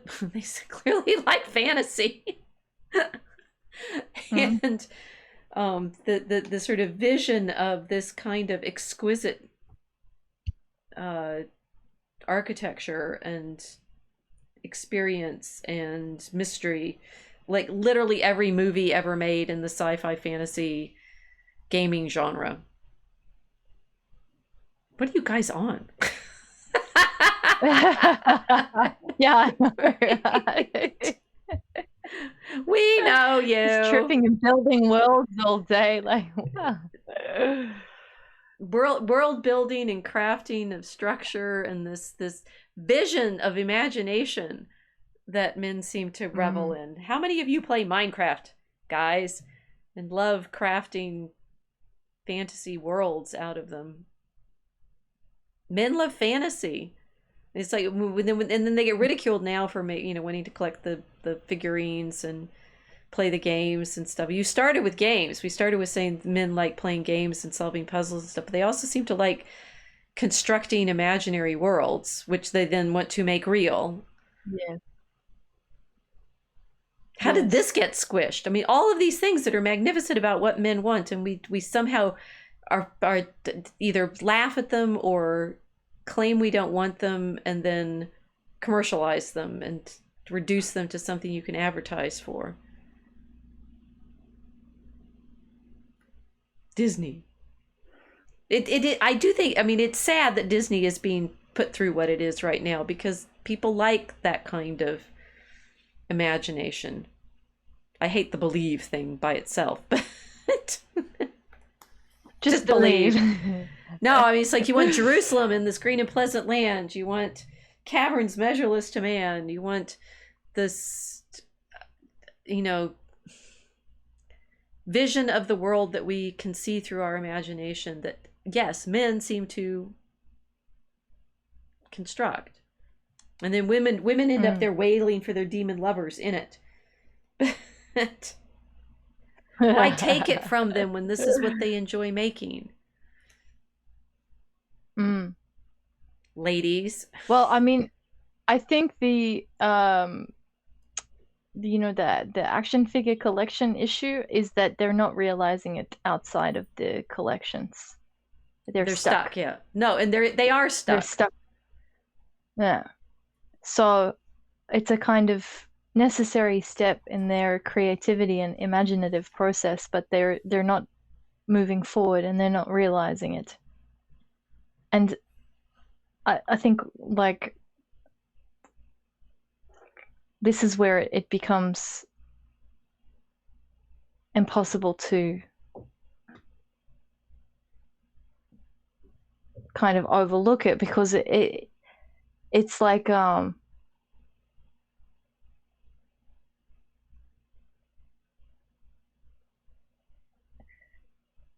it's like the signs that points to people who need to be pushed out of a particular phase that they're in order to grow or develop, and they can't, and no one can really say why it's bothering them. I mean, like girls can't really say why it's bothering them, or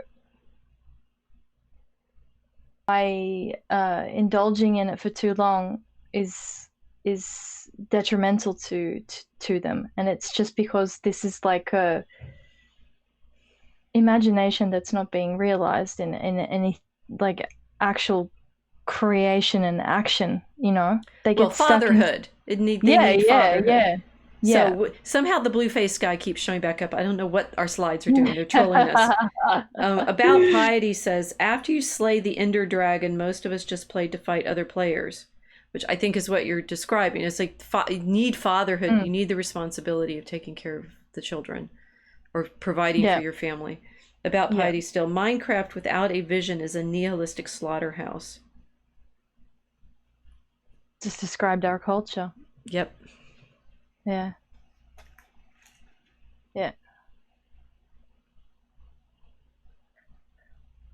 Well, this is what I was saying about the makeup yesterday, like at 2 o'clock in the morning or whenever I was up talking to everybody about it. That, you know, this insanity now, they're saying, oh, men in dresses are so brave and it's this new thing, and it's not, because men have already done this before. They've literally already done this like a million times before. It's not a new thing. Men have been in drag, they just called it different things. And it was a part of the dramatic arts. It was a part of men being able to play around with character and to, you know, express themselves in this way, to embody their perception of females, women, you know, and like show the world what they saw in women by pretending to be them, not to mock them.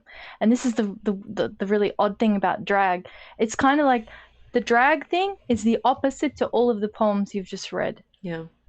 This poetry is about loving women and nurturing them and nourishing them and being around them and calling them spirits and wanting to give them, you know, like really nice woolen dresses and gold buckles. Amazing.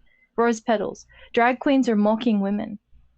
And I think this is where it's sort of like this strange schizo thing now, where everyone's experiencing men wanting to wear makeup and heels and dresses, and instead of doing it in, you know, like a King Louis way, where, you know, he's still running things. Like, he's a man. He's doing what men should be doing, but with this, you know, wild creative spin to it.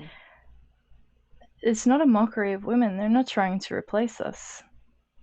Well, this is where we started with the heels, right? Which was I was triggering you about it because I was saying heels are heels are actually menswear, and women for some reason are now associated with wearing heels, but they were actually originally for riding boots.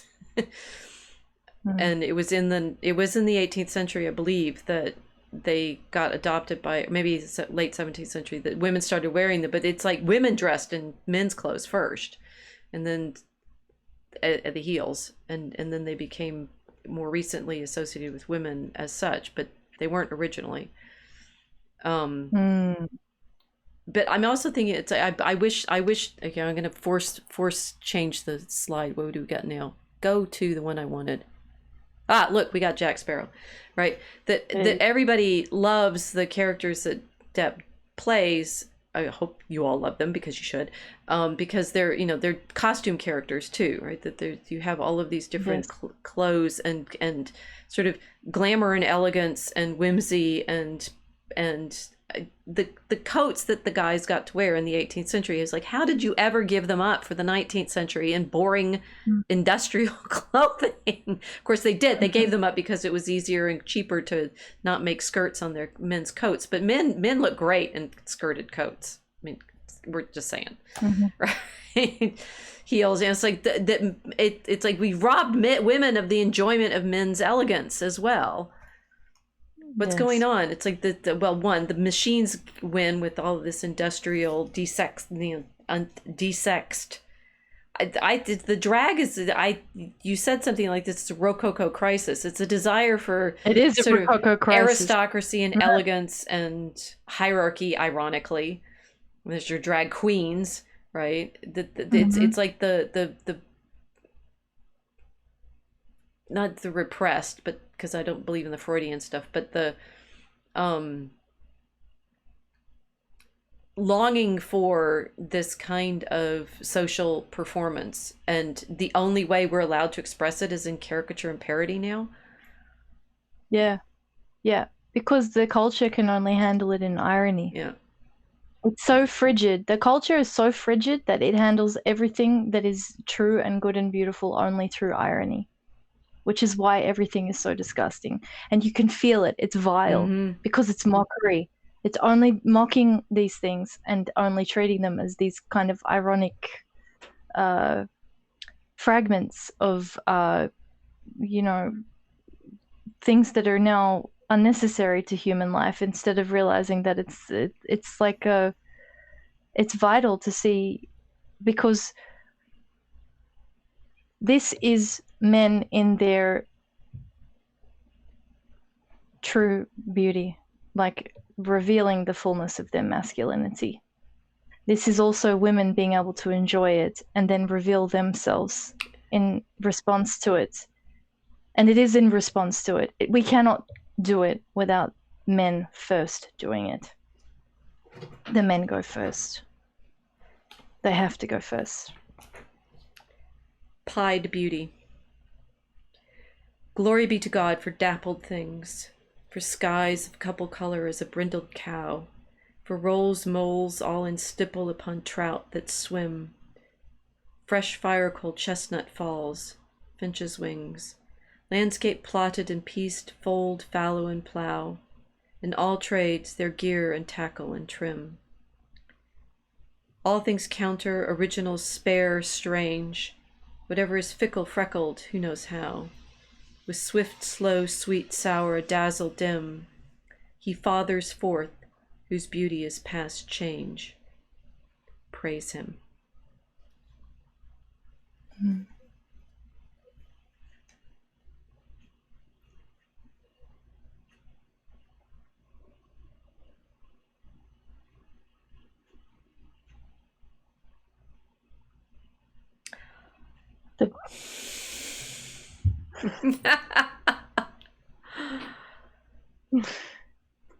Glory to be to God for dappled things.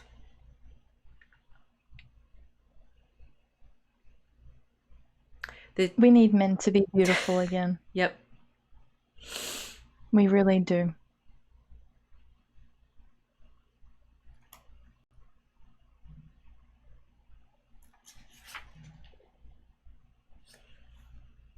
Guys, we want you to write poetry. And we want women to stop mocking this and claiming that the men stole it from us in some way, which is the strangest thing, right? It's like the patriarchy stole from women. No. gave men dignity and purpose and responsibility. Mm.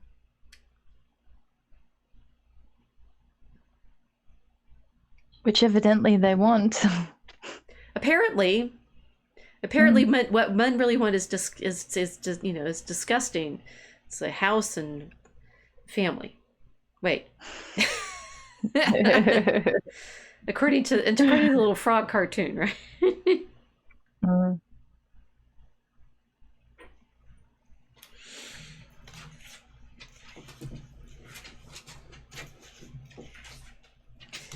Have we persuaded you why even in our unpracticed meter we care, that we want it back? We want this beauty back. We want excellence. We want men striving. And yeah, we'll be jealous of you if you write better than we do, but we want you to. Yeah. Because without men's excellence, we don't have excellence in the world.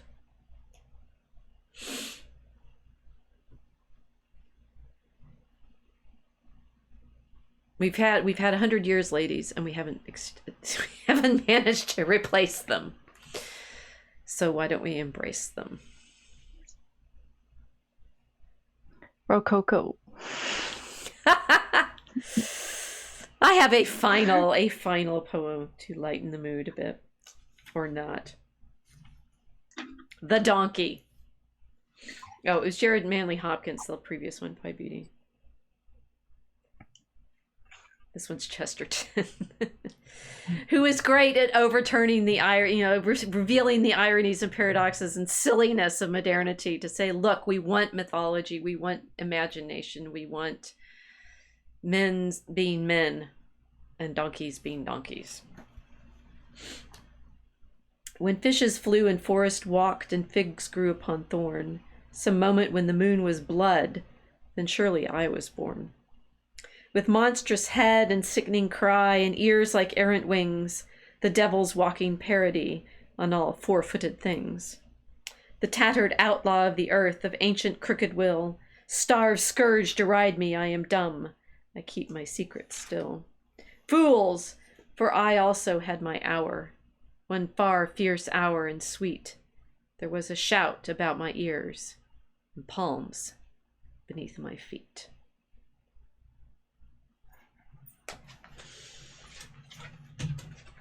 I get quite affected. We got the dog back with this guy. Yeah. Mm. So, well, there's quite a survey through what men like. I think I like what men like. They like nice things. Mm-hmm. Ooh, there, we finally found Don Juan DeMarco. They like beautiful women. And they like women being beautiful. And they like being chivalrous and responsible for them. And I still say 3 cheers. Good grief. We're not going to love absolutely all of you just because you love us. And you're not going to love all of us just because we faint for you. This is complicated, tricky. Mm-hmm. And yet, why did we give up?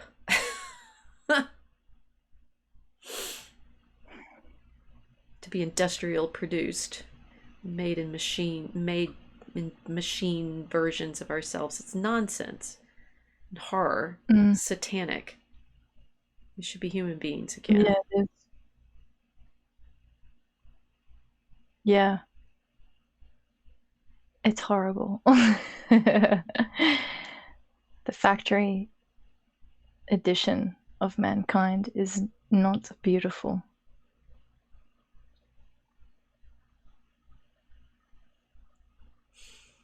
It's safe, but it's not beautiful.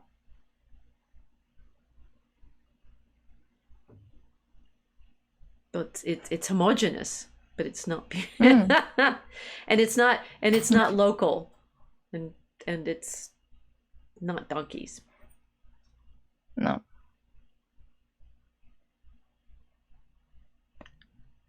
Well, okay, so how did that go? Right? We have the chat, we've answered most of the chat.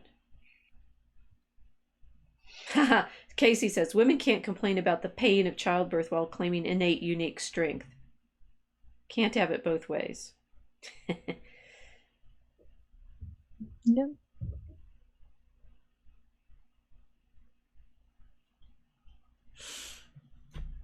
So, welcome to June. And the glory of being human, for goodness sake. Please learn to scan. Please learn to scan. I did put some thought into the random ones, but you know, the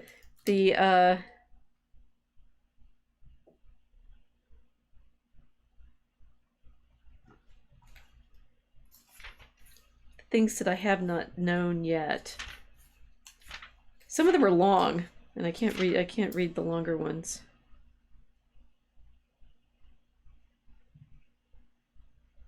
Oh, maybe Matthew Arnold. Maybe we should finish with Matthew Arnold on Shakespeare. Others abide our question, thou art free. We ask and ask, thou smilest and art still, out-topping knowledge for the loftiest hill, that to the stars uncrowns his majesty, planting his steadfast footsteps in the sea, making the heaven of heavens his dwelling place, spares but the cloudy border of his base to the foiled searching of mortality. And thou who didst the stars and sunbeams know, self-schooled, self-scanned, self-honored, self-secure, did walk on earth unguessed at, better so. All pains the immortal spirit must endure, all weakness that impairs, all griefs that bow, find their sole voice in that victorious brow. Well, Shakespeare learned to scan. I don't think he was self-schooled. He learned to scan. We can learn to scan, and we can bring beauty back into our language and hopefully into our culture. Yes. Oh, okay. So we have Bishop, very encouraging lady, saying this is a man with 4 sons. Learn to scan. They'll learn to scan, and then they'll be men. Real men write poetry. We proved it tonight, right? Yes. Excellent. Okay, well, we have Kickstarter. Please support us as we learn to scan. Inspire your sons in the filling of the next 1,000 years of English verse. Yeah.